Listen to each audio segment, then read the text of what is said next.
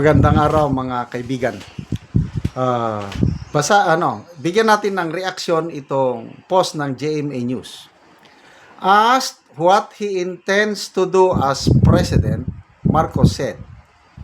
Tungkol ito sa kaguluhan sa Senado pala. Well, we are examining all our options. We are looking at the law. We're looking at the Constitution to see how we can remedy the situation. Ano ba ito? But it requires the cooperation and the commitment of the Senate leadership. Ano ba ito? Alam kaya ng Pangulo yung separation of powers ng three branches of government? Parang, I don't know, nakakalimot na siguro. Ang akala niya siguro is dahil presidente siya, pwede siyang makialam sa judiciary, sa Supreme Court, pwede siyang makialam. Kung ang Kamara, baka pwede. Dahil, ang halos nandun, mga, alam nyo na, baka nasanay sila sa Kamara. Na kung anong gusto ng powers that be, sumusunod ang Kamara. May maalala kong statement ni SP Cayetano nung bago lang yung kudita. Nung naagaw na nila ang leadership. Sabi ni SP Cayetano, handa kaming makipagtulungan kahit kaninong sektor. Kailang, huwag niyong hawakan ang aming lieg, huwag niyo kaming diktahan. Lalo na sa sensitibong usapin ng charter change. Wow! Sinigundahan niya itong mga latest niyang Facebook Live. It's first time in history that we have an independent Senate majority and I truly agree. Again, pang-siyam na presidente ko na ito, puti ng aking buhok. Sa aking naobserbahan, ito na, ang pinaka-independent na Senate majority, kahit 13 lang sila, kahit minamanhunt yung isa, kahit nakakulong yung isa, 11 na lang ang nandyan, aktibo. Ito na ang pinaka-matigas, pinaka-astig, pinaka-the best na Senate majority. So, una, minority nag-walk out. Nagsalita ang Pangulo, wala.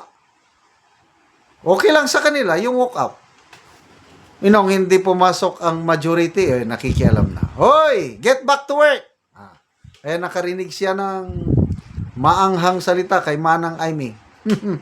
Sabi niya, kung ang Pangulo ang nag-uutos sa amin na go back to work, siguro na naman ang Pangulo na ito na mayroong negative 15 ay hindi na pinapakinggan ng taong bayan. Sakit nun Negative 15, rating mo, presidente ka, tapos makialam ka sa hindi mo dapat pakialaman. Anong pakialam ng presidente sa Senado? It is an independent body. Check and balance ang kailangan sa ano. Kasi kung hindi pa independent ang Senado, ito in fairness, marami ang galit kay Senator Zubiri dahil sa bumaliktad siya, sumama na siya sa grupo ni Soto ngayon. Kailang nung 2024, yung gusto na nilang baguhin ang konstitusyon, People's Initiative kuno. Pag hindi pa independent ang Senate noon, wala na. Baka wala na tayong election sa 2028. Baka ngayon nabago na ang konstitusyon. Kasi nag-announce na ang Pangulo, yung charter change, isabay daw yung midterm election last year, isasabay na yung plebisito, yung babaguhin ang konstitusyon. Anong gusto nila? Mag-change ang form of government from presidential to parliamentary. Yun ang plano nila Kaya dahil may independent minded Senate President tayo noon, Senator Zubiri, hindi natuloy. Kaya tinanggal nila si Zubiri. Nilagay nila si Escudero na mas matigas din palang ulo. Kaya napakyas-pakyas sila. O ito ngayon, nailagay nila si Soto. Akala nila all is well. Smooth sailing. Nag-meeting na sa Soler. After SONA, yan na. Term extension na ang pag-uusapan. No election na pag-usapan. Na-booking.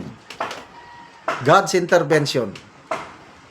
Biglang nagkudita nung May 11. Hanggang ngayon, di na nila makontrol ang Senado. Wala na si Soto. Kasi si Soto, klaro naman, nakakampi nila. Ngayon, SP Cayetano, kaya ba nila? No way. Kaya nyo yung Brave 13? No way.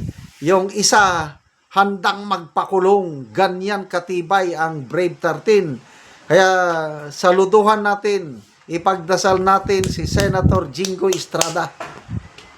Ilang beses daw siyang tinakot para kumalas sa Brave 13. Hindi siya nagpadala. Ngayon, naghihirap na siya sa kulungan. Senator Jinggoy, laban lang.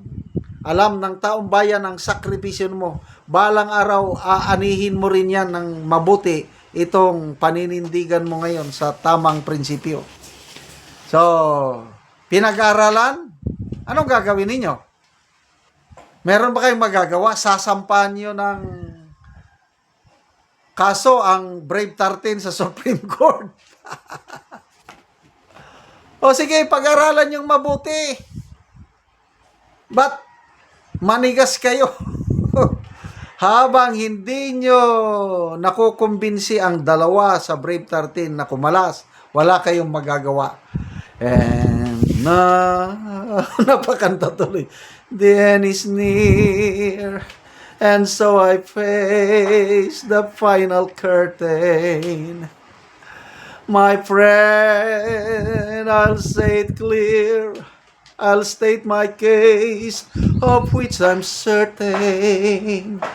I believe a life that's full.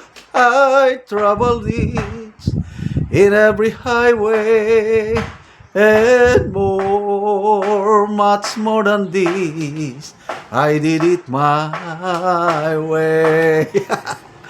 The end is near. Konting ilang oras na lang, Blue Ribbon hearing na bukas. Kabado na ang mga nakatanggap ng maleta. Salamat mga kaibigan sa inyong pagsubaybay sa channel nito. Nakakatulong kayo ng malaki sa tribong Talandig ng Bukidnon dahil ang sweldo natin sa channel na ito is pantulong po sa tribo. Namimigay tayo ng libreng yero at pako para makapagpatayo sila ng mas maayos na tirahan. Panoorin nyo ang video nito. Nani ang nahatag namo nga yero.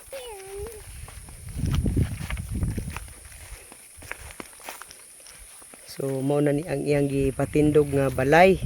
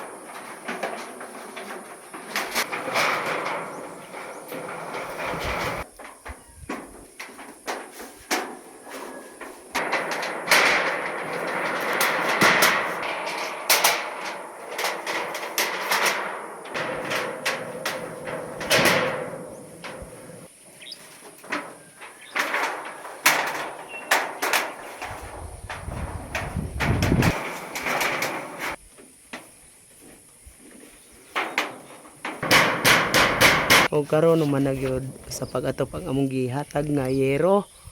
So nakaatop na gyud ang among gitabangan. Salamat sa Ginoo nga ubalay na gid ko. Salamat sa nagtabang sa sin nga nakabalay nako. So salamat kaayo.